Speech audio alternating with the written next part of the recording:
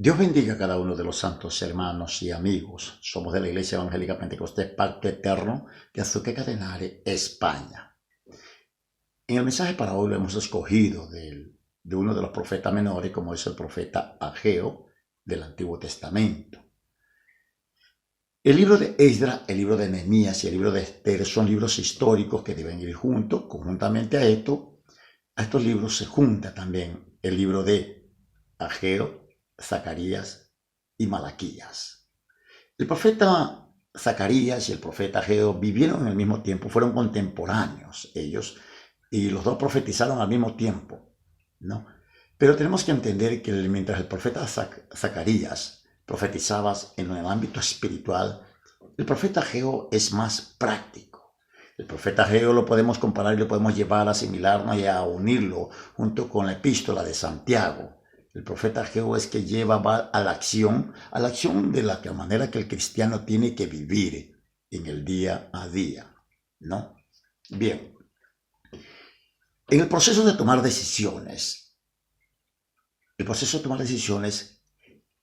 es una razón de que usted tiene que elegir una decisión en lugar de otra. Tomar decisión quiere decir que usted toma una razón y la pone por encima de cualquier otra razón, ¿no? Usted tiene que tomar prioridades. Las prioridades, todo lo que es prioridad, la prioridad es primero. Una prioridad es una urgencia. Una prioridad es la base más crítica para el éxito, ¿no? Una prioridad es algo que no puede ser ignorado.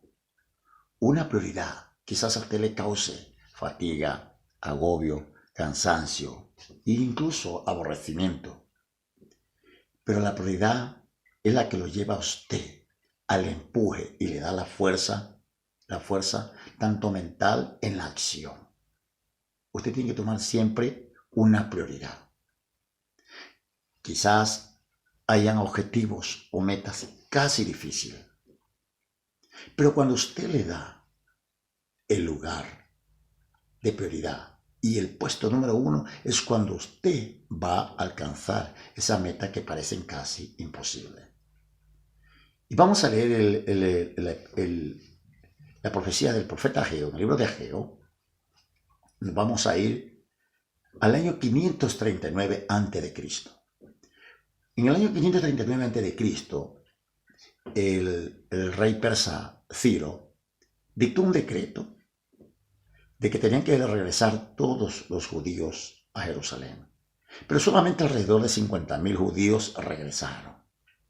Eso fue en el año 539 y al volver ellos empezaron a reconstruir el templo que estaba en ruina, porque en el año 586 a.C., cuando fueron invadidos por Nabucodonosor y fueron llevados cautivos, destruyeron la ciudad y destruyeron el templo. Fue devastado. Una vez que llegaron a Jerusalén, empezaron la reconstrucción del templo, que fue parado en el año 536. Pero en el año 521 a.C., el sucesor de Ciro fue el rey Darío. Y el rey Darío nuevamente dictó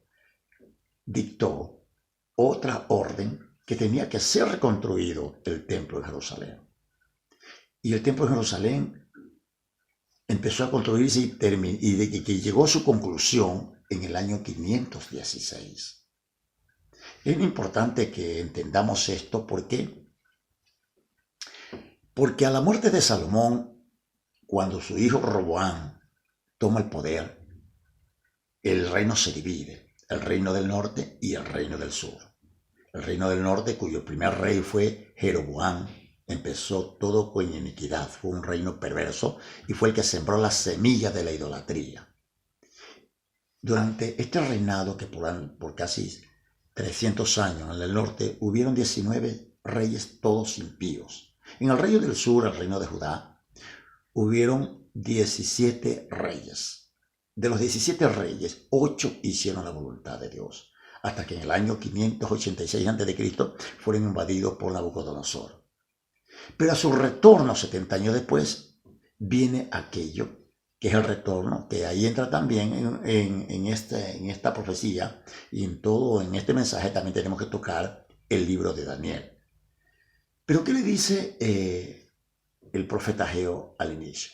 Dice, en el año segundo del rey Darío, en el mes sexto, en el primer día del mes, vino palabra de Jehová por medio del profeta Ageo a Zorobabel, hijo de Salatiel, gobernador de Judá, y a Josué, hijo de Josadac, sumo sacerdote, diciendo, así ha hablado Jehová de los ejércitos, diciendo, este pueblo dice, no ha llegado aún el tiempo de que la casa de Jehová sea reedificada. Entonces vino palabra de Jehová por medio del profeta Ageo, diciendo, ¿es para vosotros tiempo, para vosotros, de habitar en vuestras casas artesonadas, y esta casa está desierta? Pues así ha dicho Jehová de los ejércitos, meditad bien sobre vuestros caminos. Sembráis mucho y recogéis poco. Coméis y no os saciáis. Bebéis y no quedáis satisfechos. Os vestís y no os calentáis. Y el que trabaja jornal recibe su jornal en saco roto. Así ha dicho Jehová de los ejércitos. Meditad sobre vuestros caminos. Subid al monte y traed madera y reedificad la casa, y pondré en ella mi voluntad, y seré glorificado, ha dicho Jehová. Buscáis mucho y halláis poco, y encerráis en casa, y yo lo disiparé en un soplo. ¿Por qué? Dice Jehová de los ejércitos, por cuanto mi casa está desierta, y cada uno de vosotros corre a su propia casa. Por eso se detuvo de los cielos sobre vosotros la lluvia, y la tierra detuvo sus frutos. Y llamé la sequía sobre esta tierra y sobre los montes, sobre el trigo, sobre el vino, sobre el aceite, sobre todo lo que la tierra produce, sobre los hombres y sobre las bestias, y sobre todo trabajo de manos. El pueblo había regresado. Estaba la ciudad en ruina, el templo estaba en ruina, los campos estaban en desuso, los pozos habían que tratarlos porque estaban en desuso durante mucho tiempo, y las casas tenían que ser rectificadas. Ganarse la vida en Jerusalén en los tiempos del profeta Ageo, a los retornos que tuvieron judíos de Babilonia, era muy duro. Aparte que no tenían una policía fuerte, las murallas estaban caídas y los vecinos tenían amenaza de ellos. Pero ellos, dentro de todo lo poco que sembraban, no había cosecha, encima había sequía, pero ellos culpaban a todo menos en realidad de dónde venía todo aquello. Porque hay un problema en el pueblo de Dios, y era el problema que había en el pueblo de Israel cuando volvió de Babilonia. Es que Dios lo habían aparcado. Habían retornado a la tierra prometida, habían retornado a Israel, pero ellos seguían con la mentalidad allá en Babilonia. Hermanos, el llamado que le hace Dios. ¿Por qué dice el profeta Ageo en el año segundo del rey Darío? En este escrito se menciona a un rey pagano. ¿Por qué? Porque en ese entonces no había rey en Israel y ellos estaban bajo el dominio del gobierno persa. Por eso él hace énfasis del gobierno del rey Darío. Bien, pero va dirigido ¿para quién? Va dirigido a Zorobabel, hijo de Salatiel, gobernador de Judá, y a Josué, hijo de Josadac, sumo sacerdote. El mensaje de Dios va dirigido a las dos cabezas. Primero, al gobierno secular, en este caso Zorobabel, que era descendiente de David, aunque su nombre era pagano porque su nombre era de Babilonia, y como representante del rey persa, el mensaje va dirigido para él como en el ámbito secular, pero también va dirigido a la cabeza en el ámbito religioso, como en este caso el representante de Dios, el sumo sacerdote.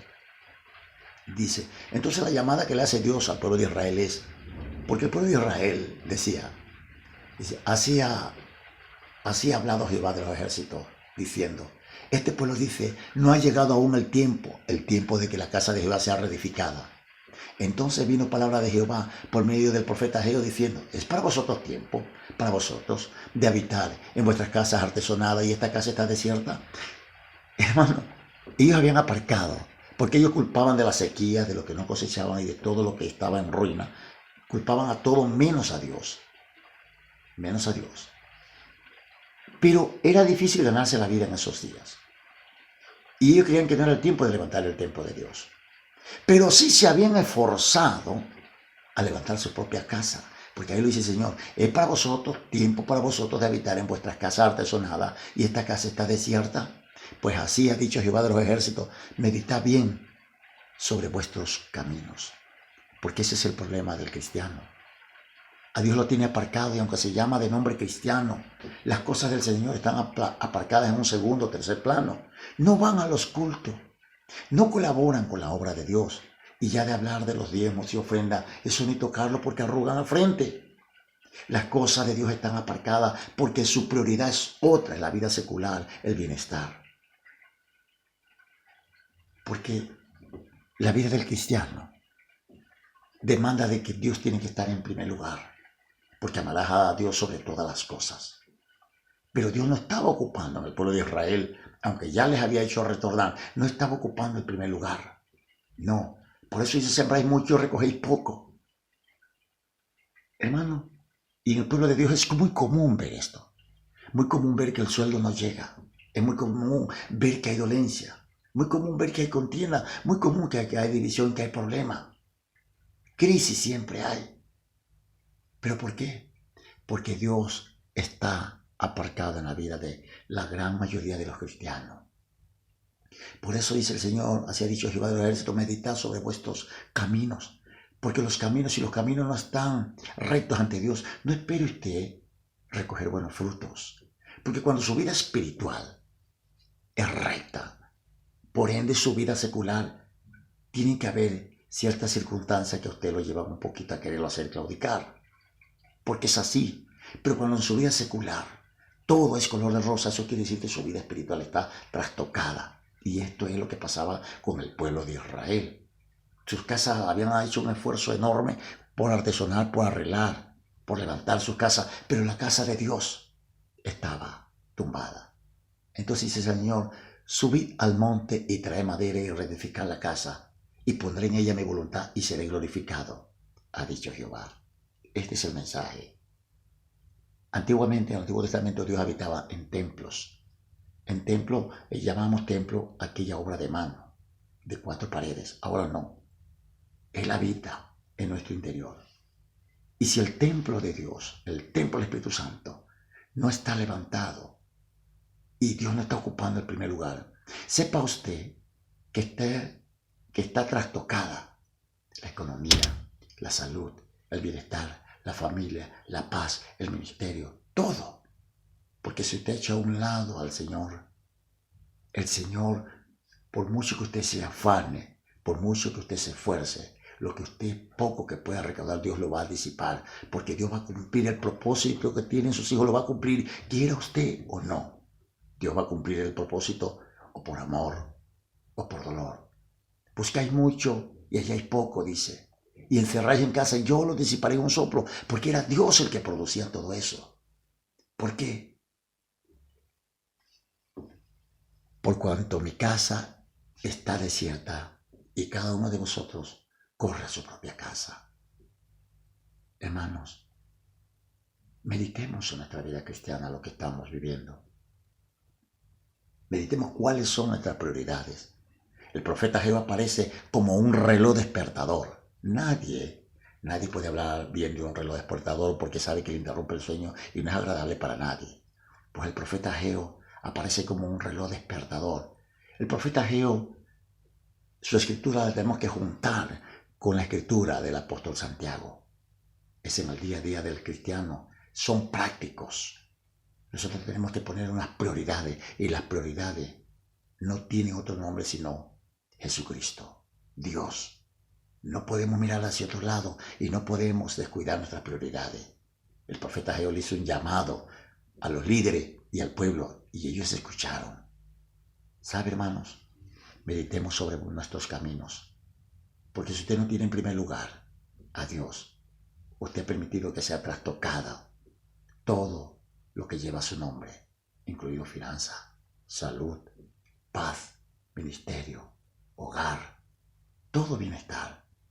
Porque eso es lo que estaba pasando en el pueblo de Israel. ¿Pero por qué? Porque cada uno corría a su casa y la casa del Señor estaba abandonada. Hermanos, meditemos sobre nuestros caminos. Si usted quiere llegar a donde Dios ha trazado ese destino suyo, tiene que meditar sobre su camino, porque Dios va a cumplir su propósito. Por encima de ese yo, Él va a cumplir su propósito. Dios me lo bendiga y Dios me lo guarde, hermanos. Amén.